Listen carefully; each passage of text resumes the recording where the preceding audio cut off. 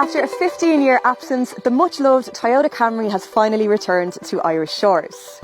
In fact, the last time you could buy a new Camry here, YouTube didn't even exist yet.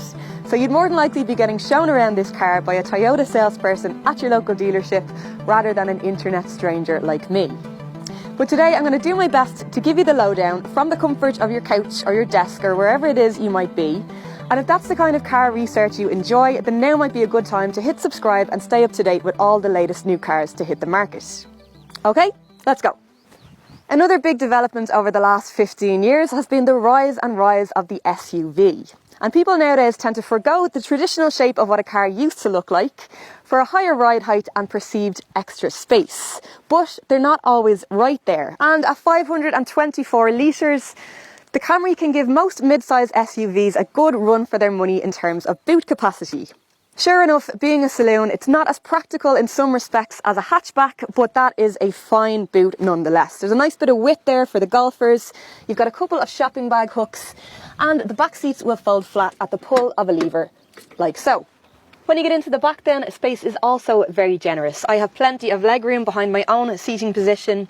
I'm 5'6" for reference, or 167 centimetres depending on which side of the pond you're watching. And headroom is pretty good too. Width-wise, you will fit 3 back here, although the middle seat passenger will be slightly less comfortable thanks to this lump in the floor, although in fairness it is smaller than most.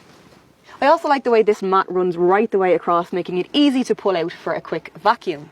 You've also got 2 USB ports, a pull-down centre armrest, door pockets, door bins. The seats are nice and comfy, and you've got a couple of Isofix anchors for child seats. So overall, a pretty nice place to be. The interior for me is one of the highlights of the new Camry. In fact, it is shockingly good, and that's having just come out of the new BMW 3 Series. Everything from the layout to the quality of the materials used is just top notch. There's some really useful storage areas and some really nice damping, which does give it a proper premium feel. As does the attention to detail, like these leather covers on the USB and charging ports. That is a real touch of class. And look, it looks like Toyota do know how to make an integrated infotainment system after all. And this just feels so much more cohesive than what's in the rest of the range. Now, the graphics do still have a bit of a Sega Mega Drive feel to them, but the functionality is great and it does everything you need it to with very little thought. It's also good to see a nice smattering of physical dials and buttons for the more urgent controls like aircon and volume. And it's even got a CD player if you want to play any of the tunes that you used to play in your last Camry. Irish buyers have a choice between 3 different types of Camry. Now, the first one doesn't get a special name, it's just the plain old Camry.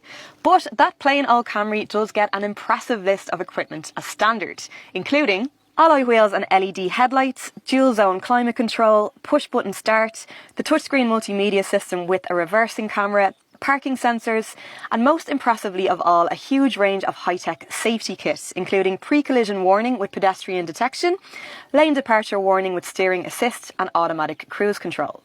That one starts at a little under €40,000, so it's not a cheap car, and in fairness, the Camry has always been the brand's luxury offering. So it seems to be more focused on tempting customers away from the premium brands, where it does look like good value, and convincing mid-market customers that the hybrid technology, Toyota build quality, equipment levels, and maybe even a little bit of nostalgia are worth spending the extra few quid on. Speaking of which, there's not a huge price walk to this mid-spec Sol model, which will add some sat-nav and these sumptuous leather heated seats with electric adjustment. Very tempting, especially if sat-nav is a requirement, because this Toyota Touch system is not yet compatible with Apple CarPlay or Android Auto. So it's a bit of a must really, unless you want to carry an Atlas around along with your CD collection. And it also adds this nice wood grain insert along the dashboard. Or you can go all out for the top of the range Platinum model for larger wheels, upgraded interior styling, wireless phone charging, and some additional safety kit like blind spot monitoring. Much like Henry Ford once told his Model T customers that you can have any colour you want as long as it's black, Toyota are saying the same with the new Camry, in that you can have any powertrain you want as long as it's this 2.5 litre hybrid. Much like the system in the new Lexus ES300H, the new Camry now runs off a combination of a 2.5 litre petrol engine and an electric motor to help keep emissions down and offer much better fuel economy than the old 2.4 litre petrol could ever dream of. In fact, the combined WLTP tested fuel economy figure for this model is 5.3 litres per 100 kilometres, or about 53 miles to the gallon in old money. As with most hybrids, those figures are harder to achieve on the motorway, but for the most part, the fuel saving made around town and in built-up areas helps to even that out, and I have been achieving a respectably close 6 litres per 100 over a week of very mixed driving and including plenty of longer spins.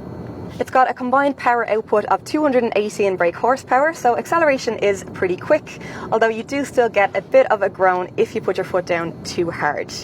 But in fairness, that is a noise that is getting quieter and quieter with each new generation of Toyota hybrid, and in reality it's not such a big deal because it only happens when you accelerate hard, and good sound insulation means that for the most part this cabin is a very peaceful place to be.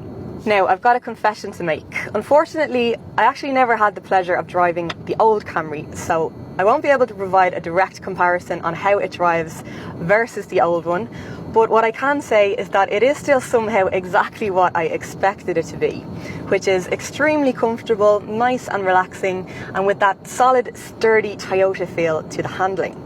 There's a really nice sense of balance to the car. It's got a nice low centre of gravity thanks to clever distribution of those hybrid components with the batteries tucked away under the back seats. And there's a well-weighted feeling to both the steering and the suspension that makes it feel very sure-footed going into corners. Now, it's still not what you'd call exciting to drive, and to be honest, I kind of expected that too, because the same can be said for most of its front-wheel drive rivals, hybrid or not, in that it's just much more focused on the comfort and wafting around in luxury while listening to your CDs. And in fairness, it is a very pleasant place to waft around in. So that is the Toyota Camry 2K19. Still a comfortable and most likely very reliable family cruiser, only now with special hybrid powers and lots of new technology. But is this latest incarnation worthy of the nameplate? Let us know what you think in the comments section below.